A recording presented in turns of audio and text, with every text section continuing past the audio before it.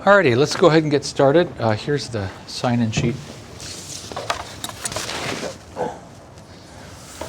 So happy Wednesday.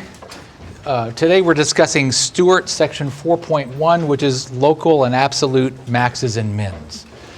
Tomorrow there's a cool thing. This author, Colson Whitehead, is talking just down the hall in Morton 201. He's one of only a handful of people to have twice won the Pulitzer Prize. In one of the times was for his book Nickel Boys, which I know, Cooper, you said you'd read. And he's going to be talking about that book. So it's a great opportunity to hear an important kind of public intellectual, and right here in Morton Hall.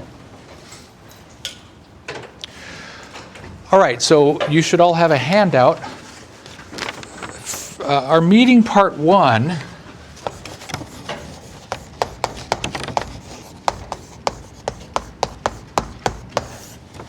is I'm going to lay out a quest.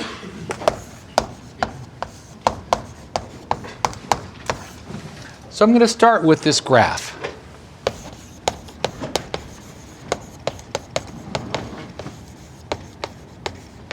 Now I'm going to only put x, y coordinates on the important points. I'm not going to put a grid.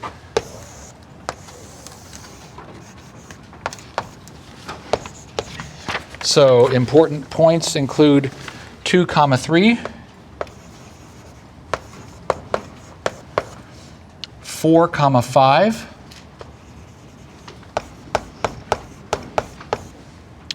7, 2,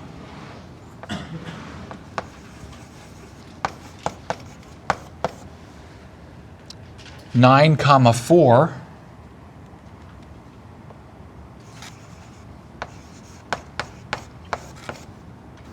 vertical asymptote at x equals 10, and a point at 15, 1. So those are some important points on the graph. So here we go. The graph starts here, goes up and has a sharp cusp point, it's called, at 4, 5. So sharp turnaround, then comes down and has a smooth bottom there, and then it goes up and kind of levels off here. But then it shoots up along this asymptote. On the other side of the asymptote, it also goes up, so coming down from that, it goes into this point. So when you have a function given by a graph, so this is f of x, it's easy to see the high and low points. There's a high point. That's not the highest point. Notice there is no highest point because this graph has a vertical asymptote. There is a low point, but not the lowest point. The lowest point is over here. This is the lowest point. Now let's think about this graph. The domain of this function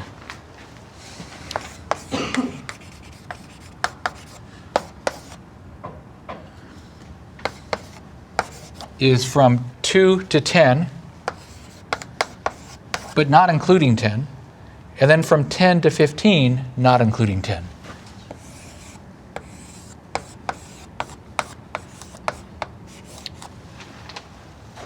So on that domain, the lowest y value is here, but that's a low one in the vicinity of that location, lowest one kind of nearby.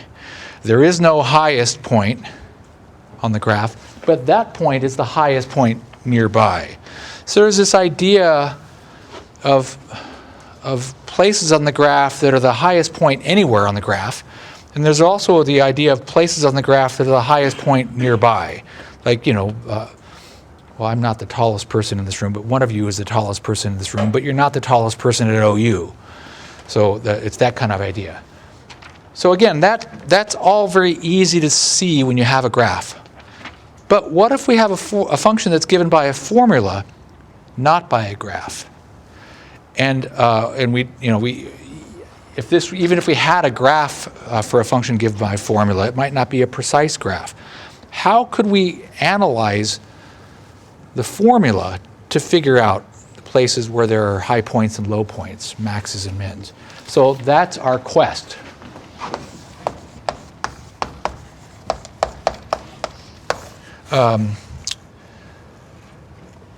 we seek methods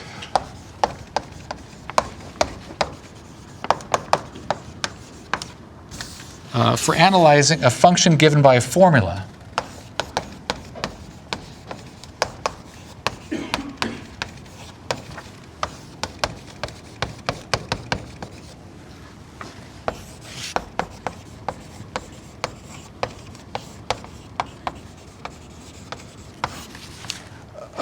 a method that will analyze that and that will give us, that will tell us where there are maxes and mins.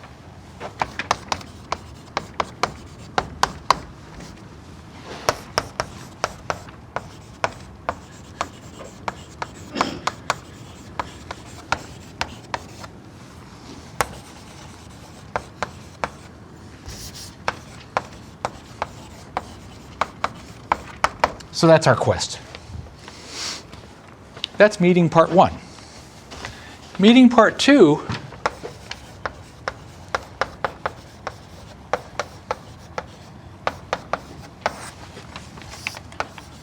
is terminology.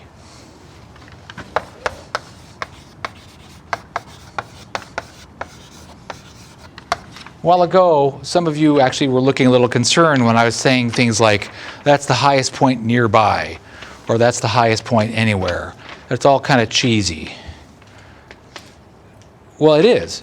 So if we're going to have a quest, we need to have precise terminology to start with before we can, go out in search of something. We want to know exactly what we're looking for.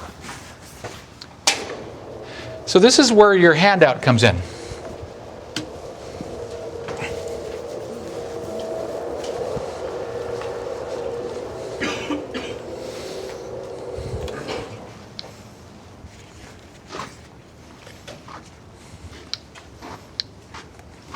All right, so first of all, the flavors of maxes and mins. What's called an absolute max value, it's a max value of a function on a domain D, is a y value of that function. So in other words, f of c, where c is some x value. But the max value is the y. And that has this property. First of all, c has to be a number that's in the domain. This is a symbol, this is the letter epsilon, the Greek letter epsilon. This means c is an element of the domain D, or c is in the domain D. And that has the property that if I look at the y value at that x value, x equals c, and I compare it to the y values at all other x values in the domain, the y value at x equals c is greater than or equal to all the other y values. So look on that graph over there, we don't have such a y value. There is no greatest y value on this graph. Because if you get close to x equals 10, on that vertical asymptote, the y values just keep getting greater and greater. Now, your handout is typeset a little bit differently from this one on the web page. But there's an analogous definition of absolute min value. Absolute min value would be the exact same thing, but instead of f of c being greater than or equal to all the other y values, it would be less than or equal to. So now go back and look at that graph. On this graph over here, this y value does fit that requirement. The y value of y equals 1 is less than or equal to all the other y values in this graph. So this graph has an absolute min value of y equals 1, does not have an absolute max value.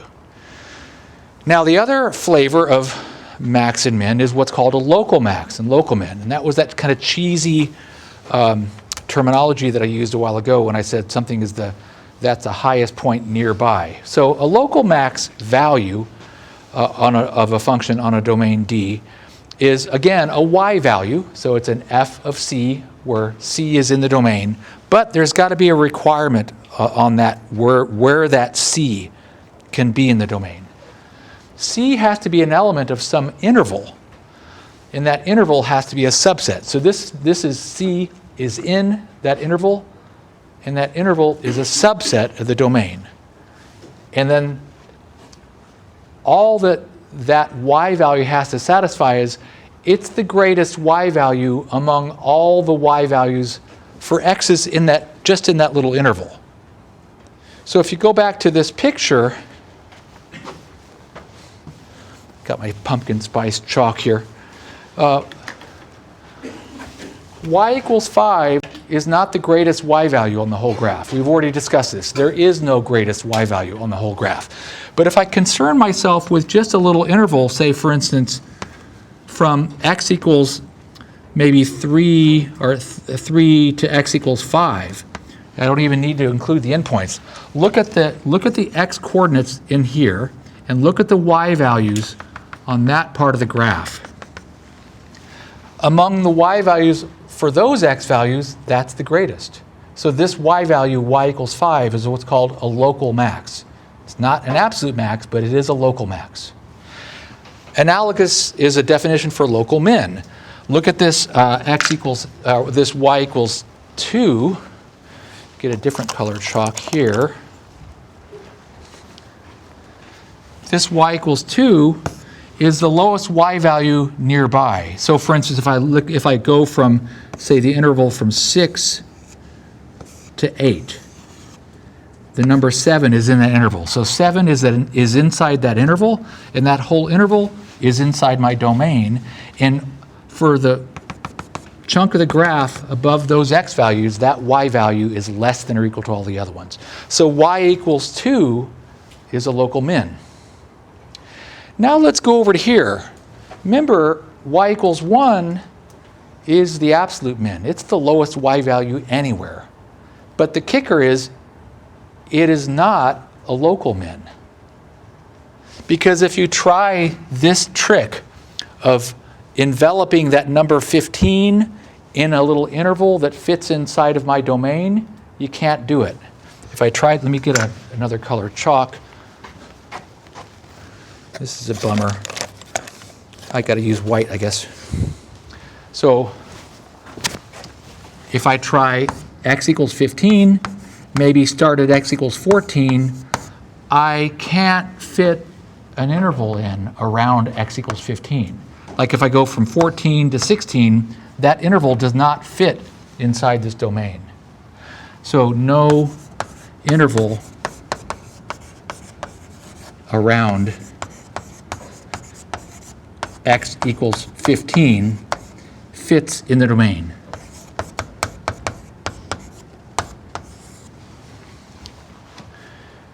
So that definition of local max and local min means that a y value like 5 is a local max, a y value like 2 is a local min. They occur at x values that are what we call interior points of the domain. They're sort of not at the endpoints. But that definition of local max and local min means that we cannot have local maxes and local mins occur at the endpoints. So even though it might look like y equals 1 is the lowest y value nearby, it doesn't really fit that definition of local min. It's kind of a weird, finicky definition. You could formulate a version of all this stuff where you allow local maxes and mins to happen at endpoints. But in our book, they're defined this way, and it's because other things are easier if we define local maxes and local mins this way, so they cannot occur at endpoints. Okay, so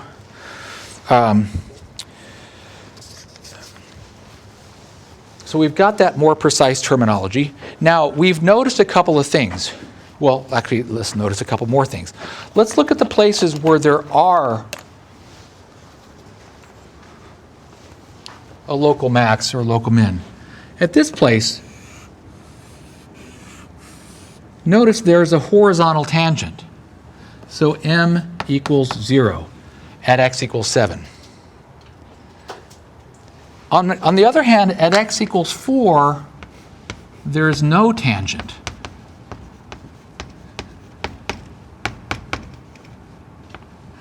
So that means if there's no tangent, that means there's no number that's the tangent line slope. And if there's no number that's the tangent line slope, that means that there's no number that's the value of the derivative. So here, the derivative of the function exists, and it's the number 0. Here, the derivative of the function does not exist. So this is articulated in a theorem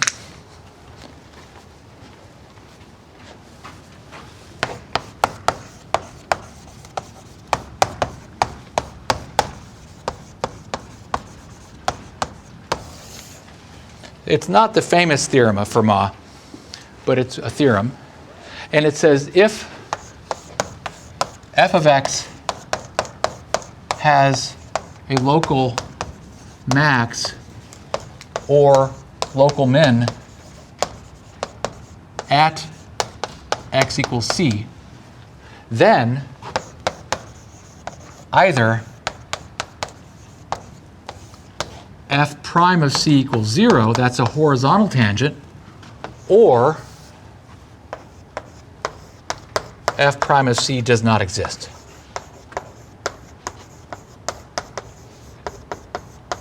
That is D and E.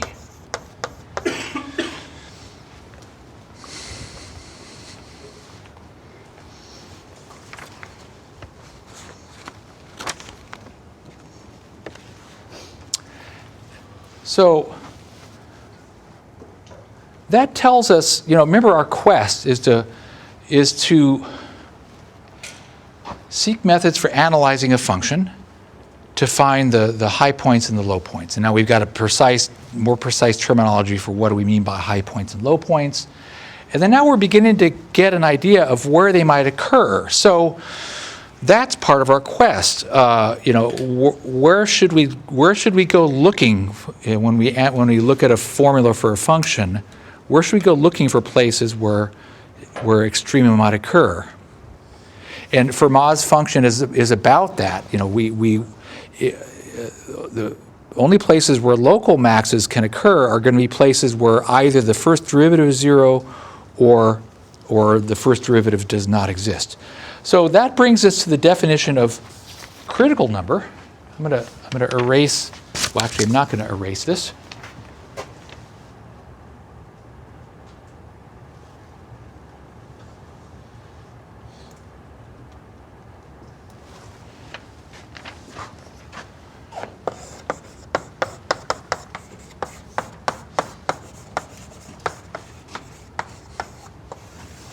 So critical numbers are defined to be x values that satisfy both of these conditions. An x equals c that satisfies this condition, that is the y value does exist. And the second condition is either the derivative is 0 or the derivative does not exist. Now this requirement that f of c exists is kind of redundant. If I know that f prime of c equals 0, then I know that f of c has to exist. You can't have a tangent line. You can't have a value for your derivative unless you have a point on the graph. So I wouldn't need this requirement if this was the only condition. But this condition, f prime does not exist, well, that can allow a lot of weird things. Like if you look at this graph over here. On this graph, f prime does not exist at x equals 4. So f prime parentheses 4 does not exist because there's no tangent line. But look, over here at x equals 10, there is also no tangent line. So f prime of 10 also does not exist.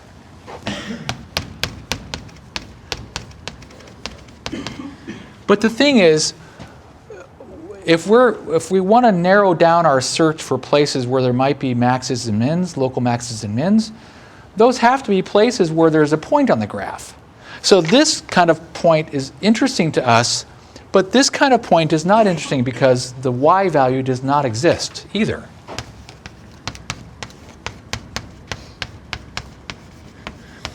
So that's why the definition of critical number has these two conditions, because what we're trying to do is we're trying to articulate some important behaviors of x values such that if we look for x values that satisfy those conditions, we've narrowed down our search for where there might be maxes and mins.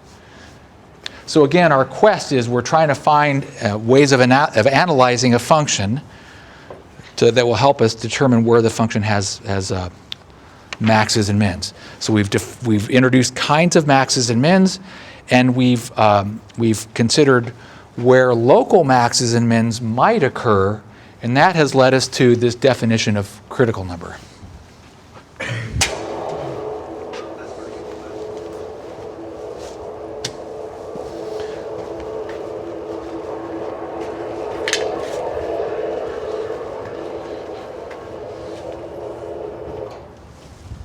So what I'd like to do now is still within meeting part 2, we're still talking about this more precise terminology. So we've introduced the definitions of the local maxes and mins, absolute maxes and mins. We've introduced the idea of critical numbers. So let's stop being so theoretical and actually do some examples.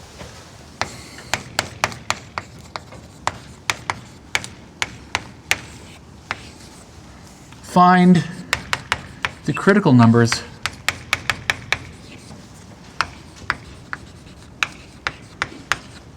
of f of x equals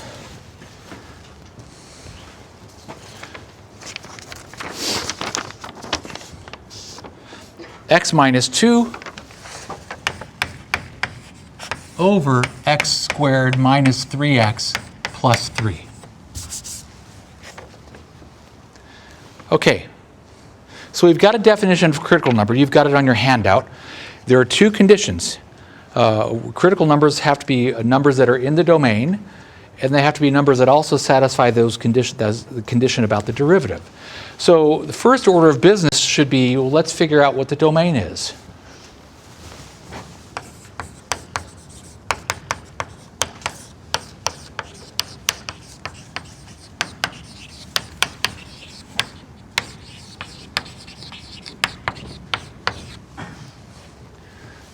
So how do we figure out the domain of this function?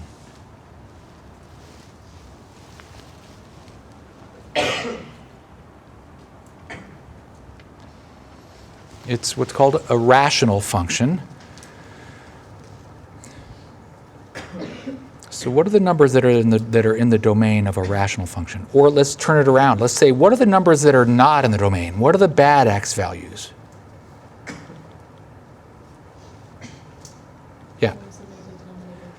Right. The bad x values, the ones that are not in the domain, are the ones that cause the denominator to be 0.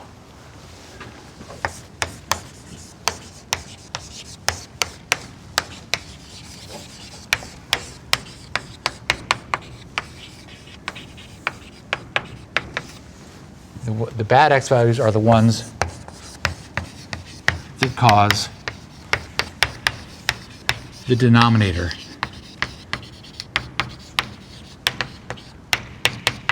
equal to 0. So let's go look for the bad x values.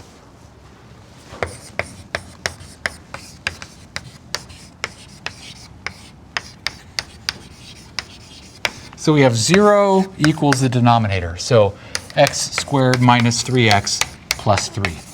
All right, so how do we solve that kind of equation?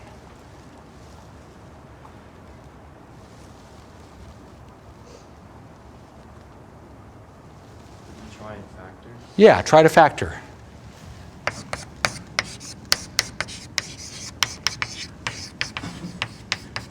Now, sometimes it takes a village to factor. So anybody want to help me out here, factor this? Now, the thing is about factoring, you got to put yourself out there and throw out a factor and then see if it works. So, Cooper? I think x minus 1 and x plus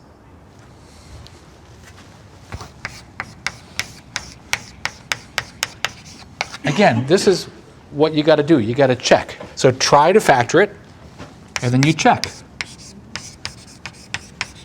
So x squared minus x plus 3x minus 3.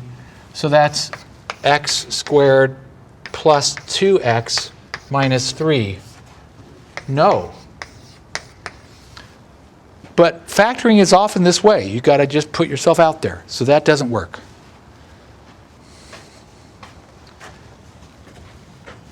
So let's try again. Can I erase this?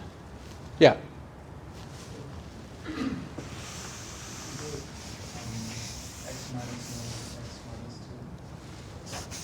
X minus 1, x minus 2. So you try that.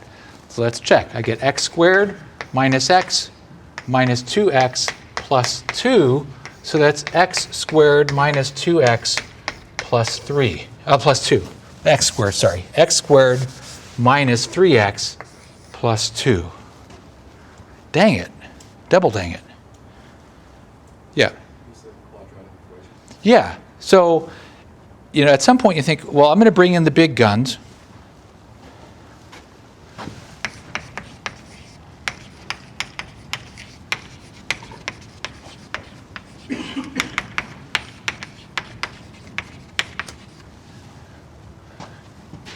So x equals minus b plus or minus the square root of b squared minus 2ac all over 2a.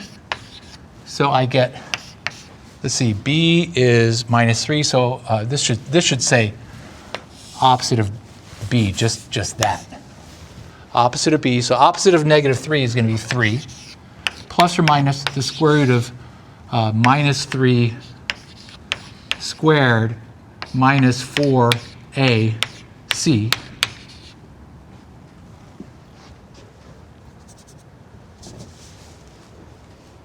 Oops.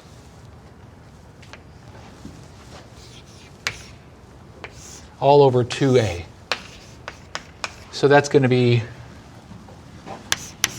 3 plus or minus square root of 9 minus 12 over 2. So 3 plus or minus the square root of minus 3 over 2. So what are the solutions of that equation? Yeah, there are no solutions.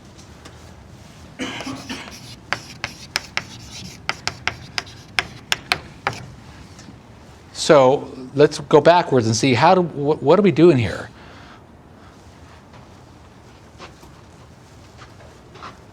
We're looking for bad x values. So working backwards, there are no bad x values. But why were we doing that? So we can find what the denominator is 0. Yeah, so what's the domain then?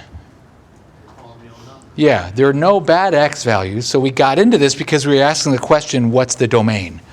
So the domain is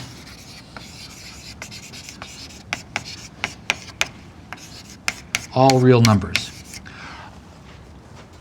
I wanted to do this in gory detail because I wanted to stress that some of these questions, and this is not rocket science, and you had to do this kind of stuff in high school, but you got to roll up your sleeves and do it.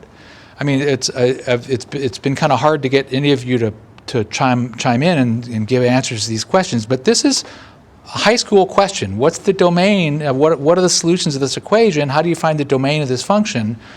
You got to do it. You just got to roll your sleeves up and do it. So we've answered that question to determine the domain. Okay, so remember the requirements we're looking for critical numbers. Critical numbers are numbers that are in the domain. Okay, turns out all numbers are in the domain. But then they also have to satisfy the second condition. F prime has to either equal 0 or F prime has to not exist. So we're going to need to figure out F prime of x.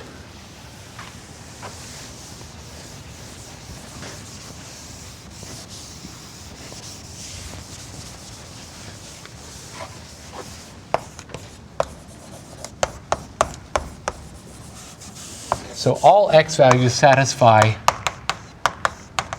the first requirement of critical numbers.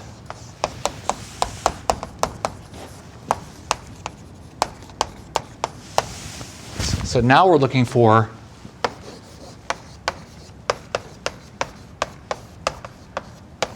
x such that f prime of x equals 0 or f prime of x does not exist, because that's the second requirement for a critical number. Okay, well we got to get f prime of x.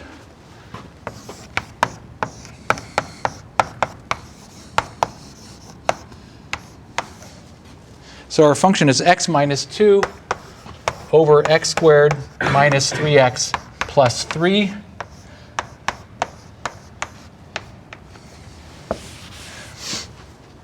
Well, when you do this work, this is the quotient rule.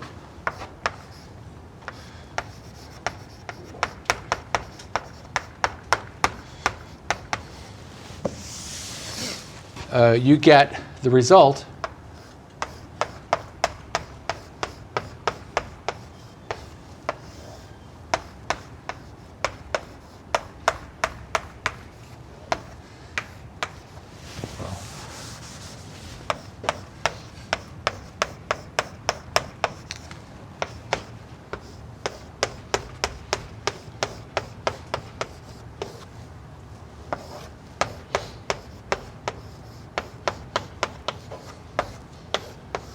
there's the result. You get minus this, x squared minus 4x plus 3 over x squared minus 3x plus 3, that thing squared.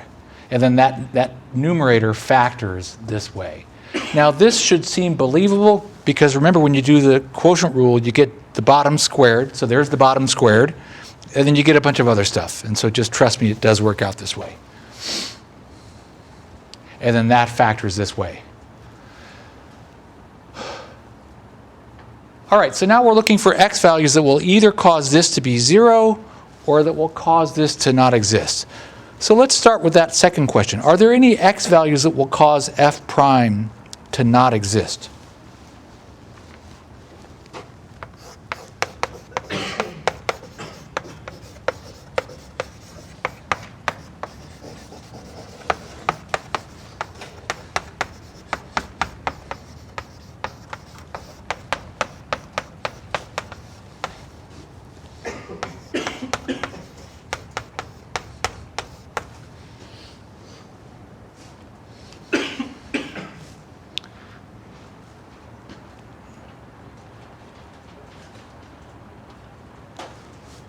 You're shaking your head no. Why? Because we already proved that there are denominators that will make it equal to 0. Yeah, so let's go back and revisit this. Over here, the denominator was this, and we figured out that the denominator, which is x squared minus 3x plus 3, is never 0. Well, so if that thing is never 0, then look, in this expression, the denominator is never going to be 0. It's just whatever that number is that's not 0. You square it, you're going to get a new number that's also going to not be 0. So the answer is no, because the denominator is never 0. Okay, so the only critical numbers we might have would be ones that cause f prime to equal 0.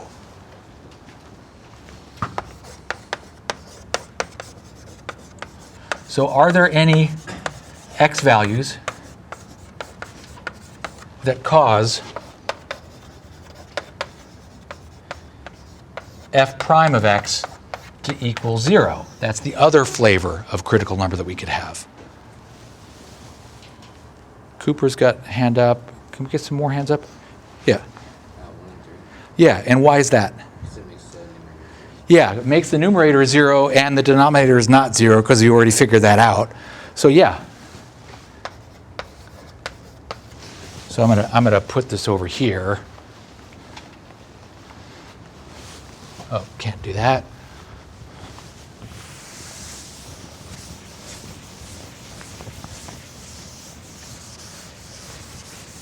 So continuing right along there, the answer is yes. X equals 1 and x equals 3 because they cause the numerator to be 0 and the denominator to not be 0.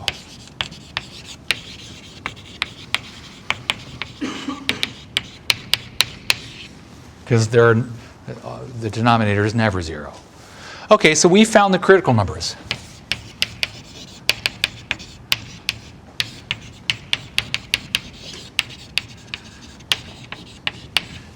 X equals 1 and x equals 3. So again, remember that we got into this because we're trying to articulate places where maybe local maxes or maxes and mins might occur. We came up with this idea of critical numbers. Here's a function. We found some critical numbers. Let's look at a graph of this.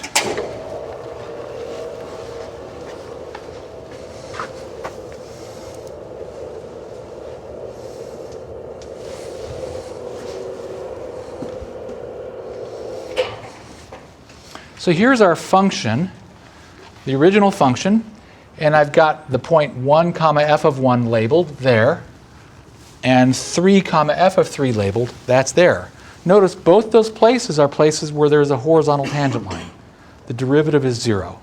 So that rhymes with what we just found. There are two critical numbers, and it turns out both those critical numbers are x values where there turns out to be a max or a min. Now, it doesn't always happen that way. If you go back to this graph also has a horizontal tangent line there. There's neither a max nor a min. So just because you have a critical number, a place where there's a horizontal tangent or a sharp cusp, doesn't mean it's going to be a max or a min, but it can often happen that way. So it's a good place to look.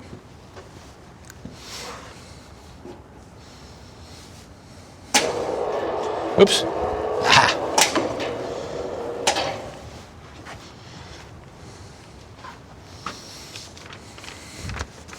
Meeting part 3. The closed interval method.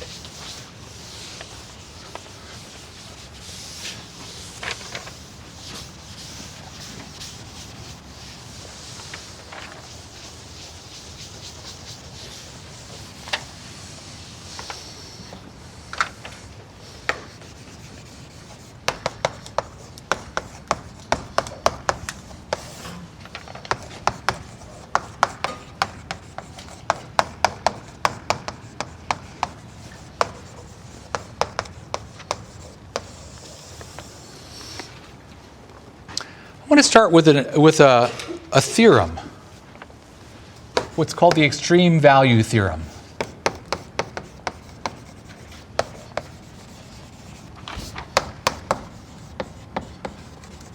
It says if f of x is continuous on a closed interval,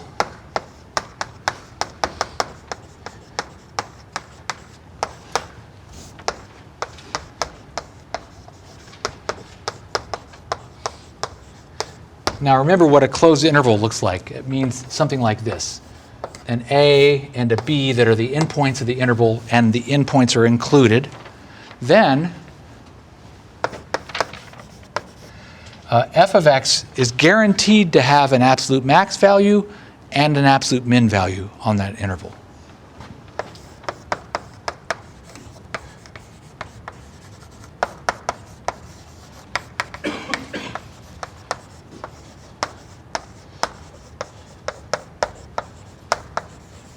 So guaranteed to have an absolute max value and an absolute min value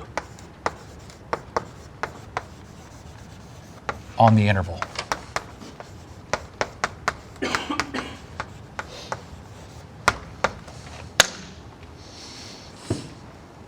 Now notice over there, that graph that we drew a while ago, or I drew, there was no absolute max.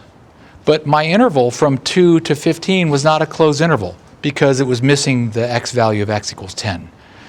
And the graph had a vertical asymptote at that location. So you can see if f is not continuous, or if the interval is not a closed interval, if the domain is not a closed interval, then all bets are off. You might not have absolute max or absolute min. Okay, so now remember our quest. We're trying to find analytical tools that we can use to analyze a function in order to tell us where there are maxes and mins. And I mentioned a while ago this idea that we should be satisfied with sort of solving this in increments, like maybe some simple cases where we can do this, and then maybe some more general cases. Well, it turns out that we now have enough information to articulate one solution to our quest in a certain kind of situation. It's called the closed interval method.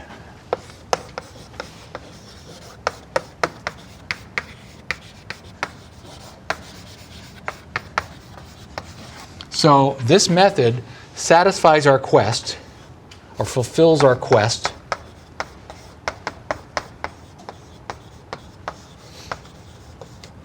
in one particular kind of simple situation.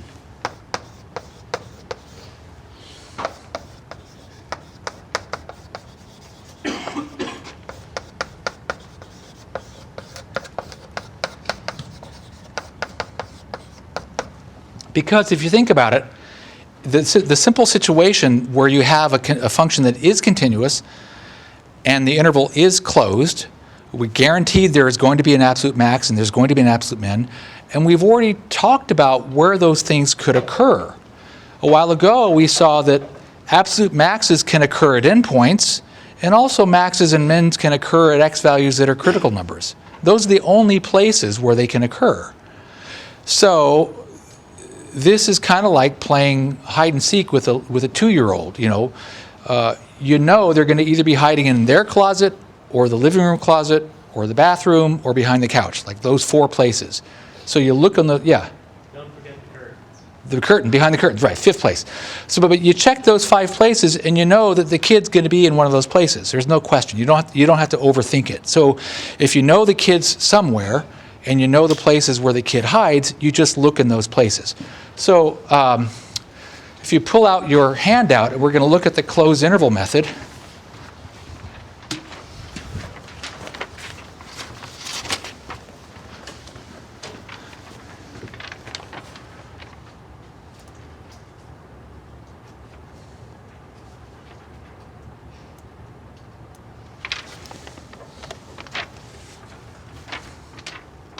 So this is, fulfills the quest in a particular situation, the situation where we have a continuous function on a closed interval.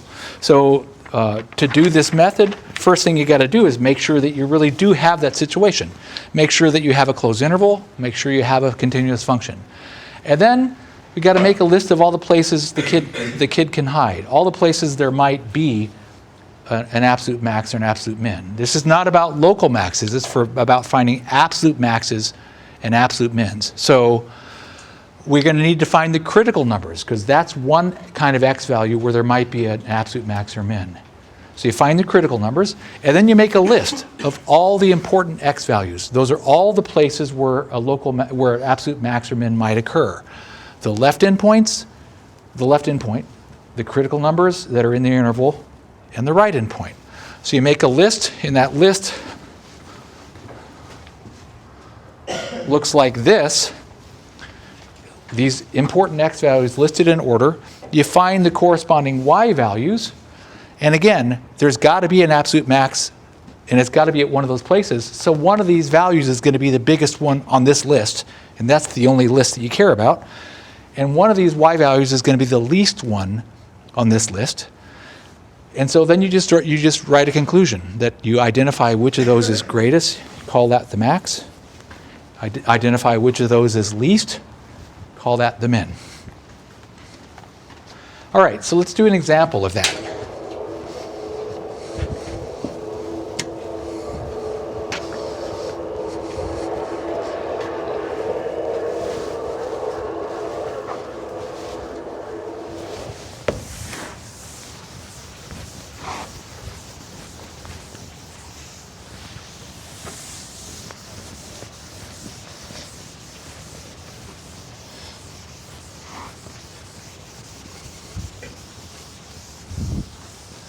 So example,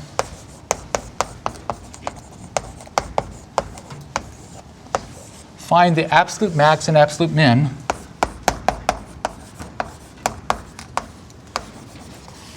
value, absolute max value, and absolute min value of f of x equals minus x to the 4th plus 6x squared plus 27 on the interval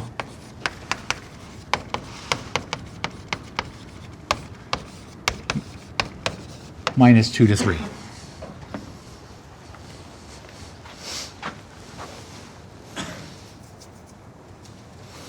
All right, well, let's do our follow that method. So step 1. Let's confirm, do we have a closed interval? Yes.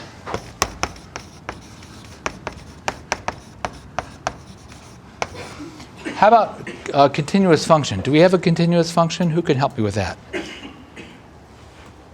Your hand is sort of up. It's polynomial, so it is, right? Yes.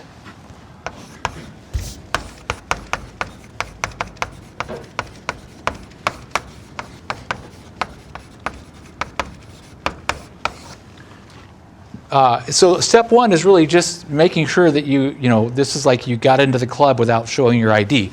So you make sure that you actually are allowed to be in the club. So we can use the closed interval method.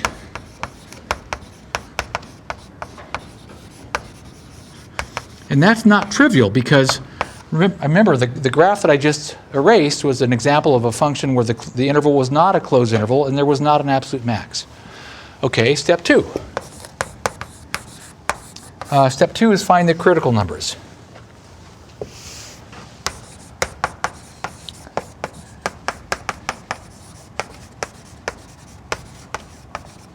So remember, critical numbers are x values that are in the domain and that cause either f prime to be 0 or f prime to not exist. So let's deal with the first requirement. What's the domain?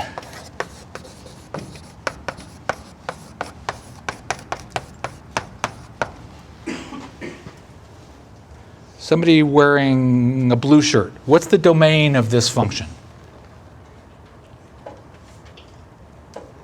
Or teal. What's the domain of this function?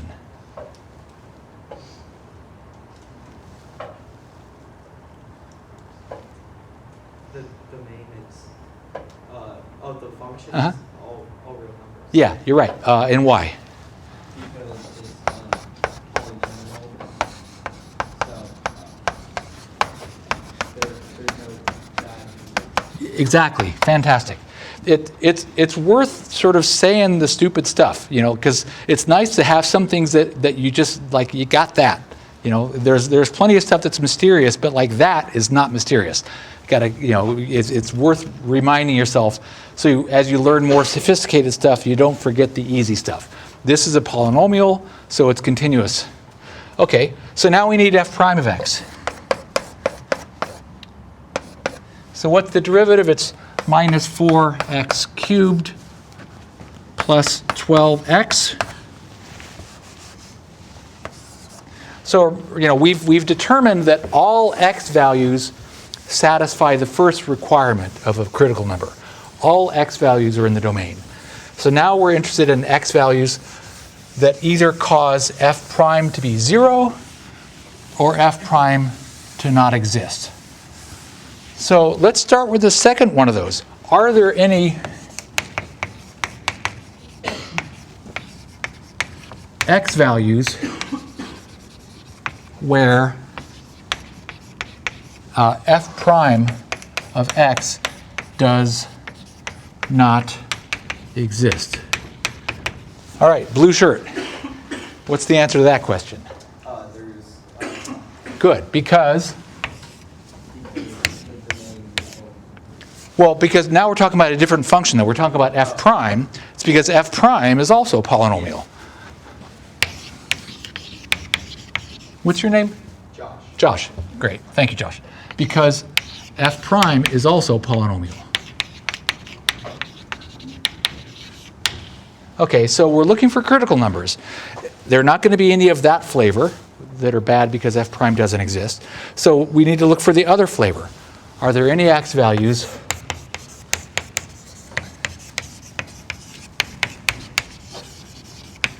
where f prime of x equals 0? So let's turn that around. 0 equals f prime of x. So that's minus 4x cubed plus 12x. So how do I solve this? Yeah. Say it again. Can we take out an x and make x parentheses -4x squared? In fact, we can take out more than just x. We can take out a minus 4x, and we get x squared minus 3. How's that? And in fact, now, how can we factor that? You might not think that that can be factored, but it can be. This is minus 4x, x plus square root of 3, and x minus square root of 3. So what are the solutions to that equation?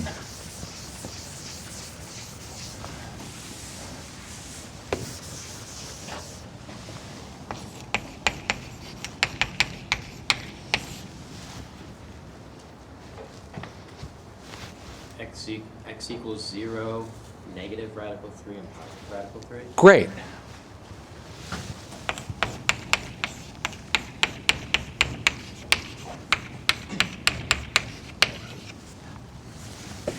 Now, why didn't you say the number -4? -4 looks like a pretty important number. Because we're looking for numbers with -2 entries, so. That's one. Great. Also, though, all these other numbers, if I plug in x equals 0, that's going to cause this to be 0, which causes the whole thing to be 0. If I plug in x equals square root of 3, that's going to cause this term to become, I have 3 minutes. Woohoo! We're going to make it.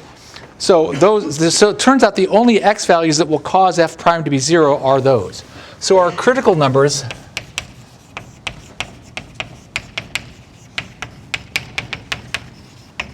are those. So step 3 is our list. So we have to make important x values and the corresponding y.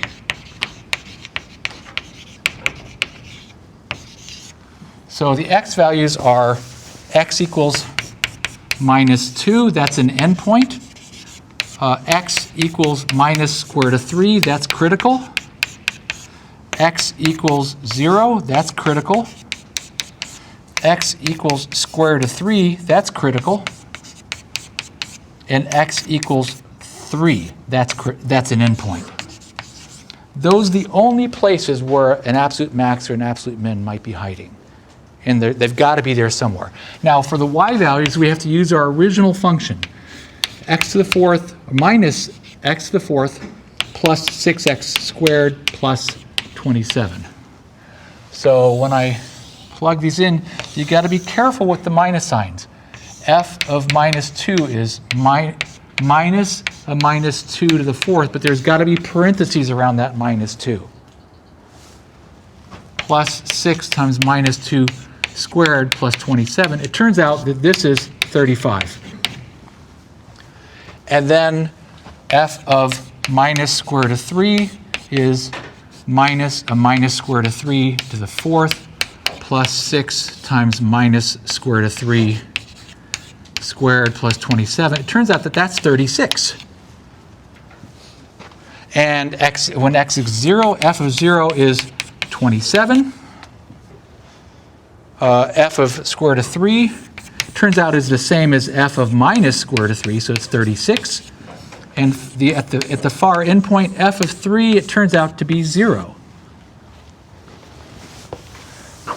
So remember, there's guaranteed to be an absolute max value, and there's guaranteed to be an absolute min value, and they're on that list somewhere. So can somebody tell me what the absolute max value is?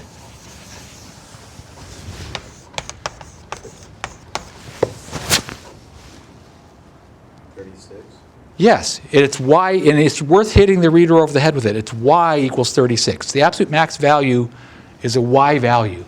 So a conclusion is absolute max value is y equals 36. There's only one absolute max value. It occurs at 2 different x values, though, so that's worth saying. Occurs at x equals minus square root of 3 and x equals square root of 3. So again, we don't have 2 absolute maxes. There's only one. It's the y equal absolute max value. Absolute min value is y equals 0. It occurs at x equals 3. That's the endpoint. Now let me quickly show you this graph.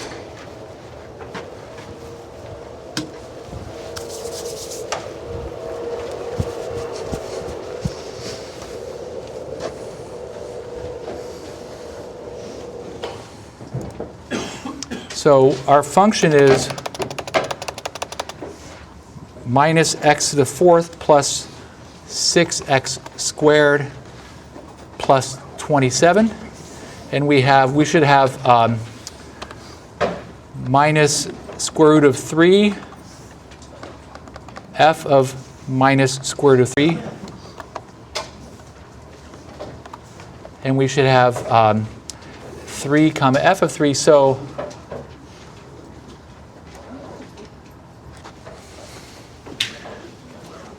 notice there's the highest y value is at that peak and also at that peak. Those are those two x values, and there's the absolute min. It's that y value of 0. All right. See you all on Friday. Thank you. Thank you, Gabriel.